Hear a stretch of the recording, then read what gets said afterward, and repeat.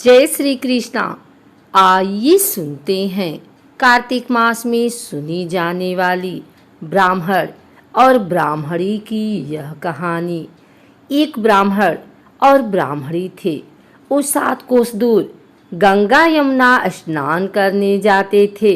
रोज इतनी दूर आने जाने से ब्राह्मणी थक जाती थी। एक दिन ब्राह्मणी कहती है कि कोई बेटा होता तो बहू आ जाती। घर वापिस आने पर खाना बना हुआ तो मिलता, कपड़े धुले मिलते। ब्राह्मण कहता है कि तूने भली बात बताई, चल मैं तेरे लिए बहू ला ही देता हूँ।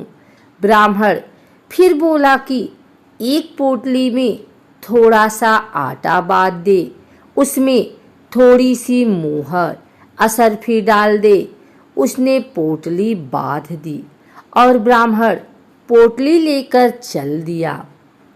चलते चलते कुछ ही दूर एक गांव में यमुना जी के किनारे बहुत सारी सुंदर लड़कियां अपने घर बनाकर खेल रही थी।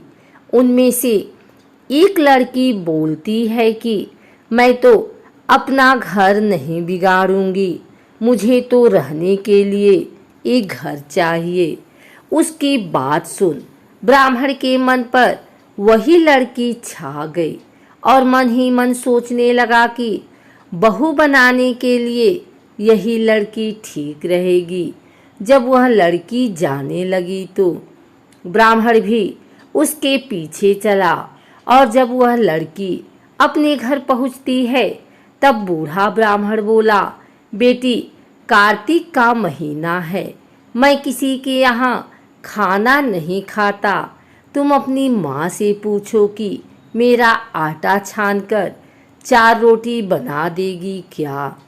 यदि वह मेरा आटा छानकर रोटी बनाएंगी तभी मैं खाऊंगा। लड़की अपनी माँ को सारी बात बताती है। माँ कहती है कि बेटी बाबा से कह दे कि रोटी में 4 रोटी वह भी खा लेंगे। लेकिन लड़की कहती है कि नहीं माँ, बाबा ने कहा है कि मेरा आटा छान कर बनाओगी तभी वह खाएंगे। तब उसकी माँ कहती है कि ठीक है, जा बाबा से कह दे कि अपना आटा दे दें। उसने आटा छाना तो उसमें से मोहर असरफी निकलती है। वह सोचती है कि जिसके आटे में इतनी मोहर असरफी है उसके घर न जाने कितनी होगी। जब ब्राह्मण रोटी खाने बैठा तो लड़की की माँ बोली, बाबा तुम लड़के की सगाई करने जा रहे हो। बाबा बोला कि मेरा लड़का तो काशी बनारस पढ़ने गया हुआ है, लेकिन अगर तुम कहो तो मैं खंड कटोरी से तेरी लड़की को ब्याह कर साथ ले जाऊं। लड़की की माँ बोली, ठीक है बाबा, और वह ब्याह कर लाया। घर आकर बोला, रामू की माँ दरवाजा खोल कर देख, मैं तेरे लिए बहू लेकर आया हूँ। आकर बहू का स्वागत सत्कार कर। ब्राह्मणी बोली, दुनिया ताने मारती थी, अब तू भी मार ले। हमारे तो 7 जन तक कोई बेटा बेटी नहीं है तो बहू कहाँ से आएगी। ब्राह्मण बोला, ना तू दरवाजा तो खोल। ब्राह्मणी ने दरवाजा खोला तो सामने बहू खड़ी देखी।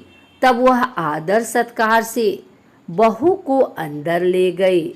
अब जब ब्राह्मण ब्राह्मणी नहाने जाते तो बहू घर का सारा काम करके रखती, खाना बनाती और सास ससुर के कपड़े धोती और रात में उनके पैर दबाती। इस तरह से काफी समय बीत जाता है। सास बहू को सीख देती है कि बहू चूल्हे की आग ना बुझने देना और मटके का पानी खत्म ना होने देना। एक दिन चूल्हे की आग बुझ गई। बहू भागी भागी पड़ोसन के घर गई और बोली, मुझे थोड़ी सी आग दे दो, मेरे चूल्हे की आग बुझ गई है। मेरे सास ससुर सुबह 4 बजे से बाहर गए हुए हैं और वे थके हारे वापिस आएंगे। मुझे उनके लिए खाना बनाना है। पड़ोसन कहती है, अरे तू तो बावली है, तुझे तो ये दोनों मिलकर पागल बना रहे हैं। इनका ना कोई बेटा है और ना ही कोई बेटी है। बहू बोली, ना ना, आप ऐसे मत बोलो, क्योंकि इनका बेटा काशी बनारस पढ़ने गया है। पड़ोसन फिर बोली, अरे तुझे ये झूठ बोलकर लाए हैं, इनका कोई बेटा नहीं है। अब बहू पड़ोसन की बातों में आ गई और कहने लगी कि अब आप ही बताओ मैं क्या करूं। पड़ोसन कहने लगी, करना क्या है, जब सास ससुर आए तब जली फूकी रोटी बना देना, अलुनी पलनी दाल बना देना, खीर की कलछी दाल में और दाल की कलछी खीर में डाल देना। बहू पड़ोसन की सारी सीख लेकर अपने घर आ गई और जैसा पड़ोसन ने बताया वैसा ही उसने किया। जब सास ससुर घर आए तब भूखों का कोई आदर सत्कार बहू ने नहीं किया और ना ही उनके कपड़े धोए। जब सास ससुर को खाना दिया तो सास बोली, बहू ये जली फूकी रोटी क्यों है और दाल भी अलूनी है। बहू पलटकर जवाब देती है कि आज यही खाओ सासू जी, अगर एक दिन ऐसा खाना खा भी लिया तो तुम्हारा कुछ बिगड़ नहीं जाएगा। मुझे तो जीवन भर ही अनूठी रहना है। बहू की बातें सुनकर सास बोली कि आज तो बहू ने अच्छी सीख नहीं सीखी। अब बहू फिर से पड़ोसन के घर भागती है और कहती है कि अब आगे बताओ कि मुझे क्या करना है। पड़ोसन बोली कि अब तुम 7 कोठों की चाबी मांग लेना। अगले दिन जब सास जाने लगी तो बहू अड़ गई कि मुझे तो 7 कोठों की चाबी चाहिए। तो ससुर कहने लगा कि दे दो इसे चाबी, आज नहीं तो कल चाबी इसे ही देनी है। हम आज हैं कल नहीं, इसलिए चाबी दे दो। सास ससुर के जाने के बाद बहू ने कोठी खोलकर देखे तो किसी में अन्न भरा है, किसी में धन भरा है, किसी में बर्तन भरे हैं, सभी में अटूट भंडार भरे पड़े हैं। जब बहू ने 7वां कोठा खोला तो उसमें महादेव जी, पार्वती जी, गणेश, लक्ष्मी जी, पीपल पथवारी, कार्तिक के ठाकुर, राई दामोदर, तुलसा जी का बिड़वा, गंगा यमुना बह रहे हैं। 36 करोड़ देवी देवता भी विराजमान है और वहीं एक लड़का चंदन की चौकी पर बैठ माला जप रहा है। सब देख बहू लड़के से कहती है, तू कौन है? लड़का कहता है कि मैं तेरा पति हूँ, दरवाजा बंद कर दे, जब मेरे माँ बाप आएंगे तब खोलना। सारा नज़ारा देखकर बहू बहुत खुश हुई और नाचती फिरने लगी। 16 श्रृंगार कर सुंदर वस्त्र पहन ओढ़ सास ससुर का इंतजार करने लगी। उनके लिए 36 प्रकार के पकवान बनाकर रखे। सास ससुर जब वापिस आए तब उसने उनका बहुत आदर सत्कार किया, उनके कपड़े धोए, उनके पैर दबाए।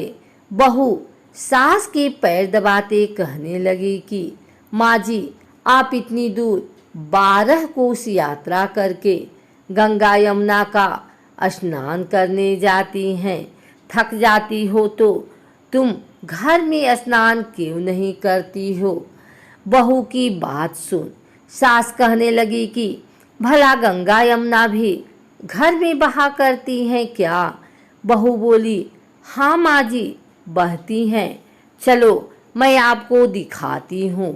उसने 7वां कोठा खोलकर दिखाया तो उसमें गणेश लक्ष्मी, महादेव पार्वती, पीपल पथवारी माता लहरा रही हैं, तुलसा जी लहरा रही हैं, कार्तिक के ठाकुर राई दामोदर, गंगा यमुना बह रही हैं, 36 करोड़ देवी देवता विराजमान हैं और वहीं तिलक लगाए चंदन की चौकी पर एक लड़का माला जप कर रहा है। माँ ने कहा कि तू कौन है? लड़का बोला, माँ मैं तेरा बेटा हूँ। बुढ़िया फिर बोली, तू कहाँ से आया है? लड़के ने कहा कि मुझे कार्तिक देवता ने भेजा है।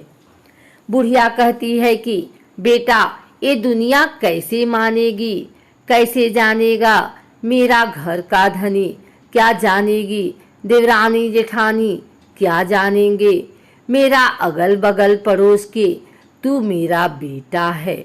बुढ़िया ने विद्यमान पंडितों से सलाह ली तो वह बोले, इस बार बहू बेटा साथ खड़े हो जाएं और उस पार बुढ़िया खड़ी हो जाए।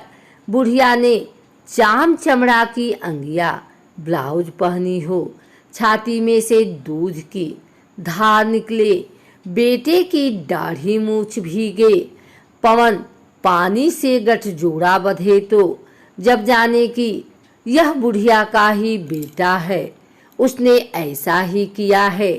चाम की अंगिया फट गई, छाती में से दूध की धार निकली, बेटे की दाढ़ी मूछ भीग गई, पवन पानी से बहू बेटे का गठजोड़ बंध गया। ब्राह्मण ब्राह्मणी की खुशी का पार न रहा, वे बहुत खुश हुए। हे कार्तिक के ठाकुर राई दामोदर, भगवान ने जैसे बहू बेटा उसको दिए वैसे सभी को देना।